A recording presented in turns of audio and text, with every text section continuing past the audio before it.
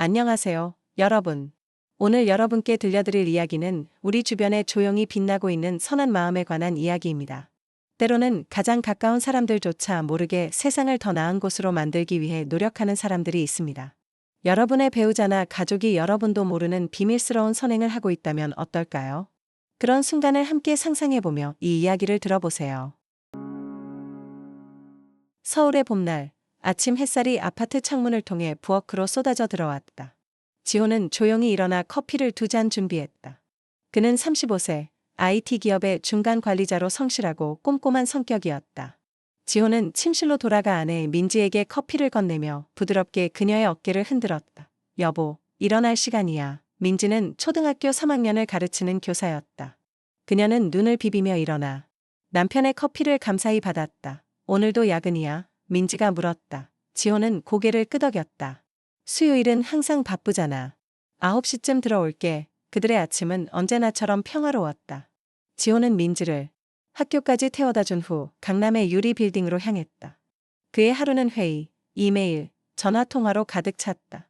퇴근 시간이 다가왔을 때 동료들은 하나둘 사무실을 빠져나갔지만 지호는 자리에 남았다. 오후 7시, 지호는 마침내 컴퓨터를 종료하고 가방에서 작은 스포츠백을 꺼냈다. 그는 엘리베이터를 타고 지하 주차장으로 내려가면서 전화기를 확인했다. 새 메시지가 있었다. 오늘 성민이가 많이 기대하고 있어요. 지난번에 약속한 책도 가져오실 수 있나요? 지호는 미소를 지으며 답장을 보냈다. 물론이죠. 모두 준비했습니다. 그는 차를 몰아 서울 외곽의 한 조용한 동네로 향했다. 그곳에는 햇살 아동보호센터라는 작은 건물이 있었다. 지호는 주차장에 차를 세우고 트렁크에서 여러 개의 봉지를 꺼냈다. 아이들을 위한 책, 장난감, 그리고 몇 벌의 새 옷들이었다. 제2장, 의심의 그림자. 그날 저녁, 민지는 혼자 식탁에 앉아 식사를 했다. 최근 들어 그녀는 지호의 행동에 의문을 품기 시작했다. 매주 수요일과 토요일 아침, 그는 특별한 이유 없이 집을 비웠다. 가끔은 낯선 전화를 받고 조용히 대화를 나누었고, 공동 계좌에서 설명되지 않은 소액의 돈이 정기적으로 빠져나갔다. 무슨 일이 있는 걸까? 민지는 친구 수연에게 전화를 걸었다. 요즘 지호가 이상해.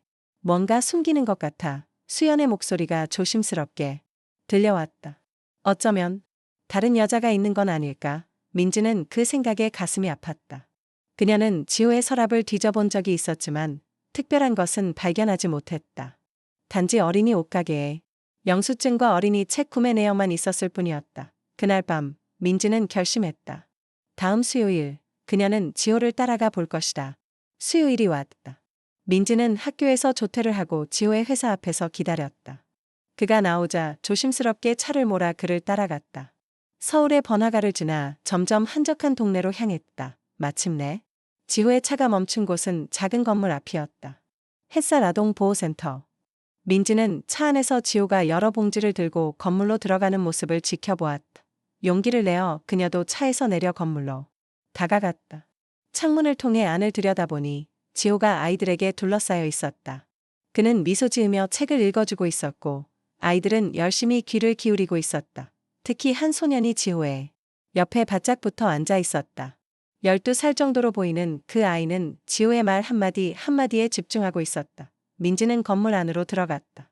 로비에서 한 여성이 그녀를 맞이했다. 안녕하세요. 무엇을 도와드릴까요? 저 지호 씨를 찾고 있어요. 저는 그의 아내입니다. 여성의 눈이 커졌다. 아, 지호 씨의 부인이세요. 드디어 뵙게 되어 영광입니다. 당신 남편은 우리 센터의 천사예요. 3년 동안 매주 와서 아이들을 도와주고 계시죠. 특히 성민이에게는 정말 큰 힘이 되어주고 있어요. 민지는 놀라움에 말을 잇지 못했다. 3년? 그녀는 알지 못했던 남편의 비밀스러운 삶이 있었던 것이다. 민지는 조용히 교실로 들어갔다. 지호는 등을 돌리고 있어 그녀의 존재를 알아차리지 못했다. 그가 이야기를 마치자 아이들이 박수를 쳤고 그제서야 지호는 뒤를 돌아 민지와 눈이 마주쳤다. 그의 얼굴에 놀람과 당혹감이 스쳐 지나갔다. 민지야, 성민이라는 소년이 지호의 팔을 잡았다. 선생님, 이분이 누구세요? 지호는 부드럽게 웃었다. 내 아내란다, 성민아. 항상 얘기했던 그 선생님이야. 민지는 천천히 다가가 자리에 앉았다. 아이들이 다른 활동을 위해 자리를 비우자 두 사람은 마주 앉았다. 왜 말하지 않았어? 민지가 물었다. 지호는 깊은 숨을 내쉬었다. 자랑하고 싶지 않았어. 그리고 어쩌면 내가 더 많은 시간과 돈을 쓰라고 재촉할까 걱정했을지도 몰라. 그리고 지호는 자신의 이야기를 들려주었다. 그도 한때 부모 없이 자란 아이였고 어떤 선생님의 도움으로 지금의 삶을 살게 되었다는 것. 그는 자신이 받은 사랑을 다시 나누고 싶었던 것이다. 특히 성민이는 특별해. 1년 전 교통사고로 부모님을 잃었어. 내가 처음 만났을 때는 말도 하지 않았지. 하지만 지금은 봐. 얼마나 밝아졌는지. 민지의 눈에 눈물이 고였다. 그녀는 지호의 손을 꼭 잡았다. 그날 이후 민지도 센터를 방문하기 시작했다. 그녀는 자신의 교사 경험을 살려 아이들에게 특별 수업을 제공했다. 지호와 민지는 이제 함께 봉사하며 더 깊은 유대감을 느꼈다. 몇 달 후 그들은 중요한 결정을 내렸다. 성민이를 입양하기로 한 것이다. 법적 절차는 복잡했지만 그들의 마음은 확고했다. 정말 저를 데려가실 거예요? 성민이가 믿기지 않는다는 듯 물었다. 지호는 고개를 끄덕였다. 우리 가족이 되어줄래? 성민아. 성민의 얼굴에 환한 미소가 번졌다. 1년 후 햇살 아동보호센터는 많은 변화를 겪었다. 지호와 민지의 이야기에 감동받은 많은 사람들이 센터를 봉사자로 참여하게 되었고 기업들의 후원도 늘어났다. 작은 건물은 리모델링되어 더 많은 아이들을 수용할 수 있게 되었다. 지호, 민지, 그리고 이제 그들의 아들이 된 성민은 매주 함께 센터를 방문했다. 성민은 이제 새로운 아이들에게 형처럼 다가가 위로해 주었다. 아빠가 저를 도와주셨던 것처럼 저도 다른 친구들을 돕고 싶어요. 성민이 말했다. 지호는 아들의 어깨를 감싸 안으며 미소를 지었다. 그리고 옆에 서 있는 민지를 바라보았다. 그들의 눈에는 같은 빛이 담겨 있었다. 가장 아름다운 빛은 조용히 빛나는 법이다. 때로는 그 빛이 가장 가까운 사람들에게도 보이지 않을 수 있다. 하지만 그 빛이 다른 이의 마음에 닿을 때 그것은 더 큰 빛으로 퍼져나간다. 여러분도 주변을 둘러보세요. 어쩌면 여러분 가까이에 조용히 빛나고 있는 누군가가 있을지도 모릅니다.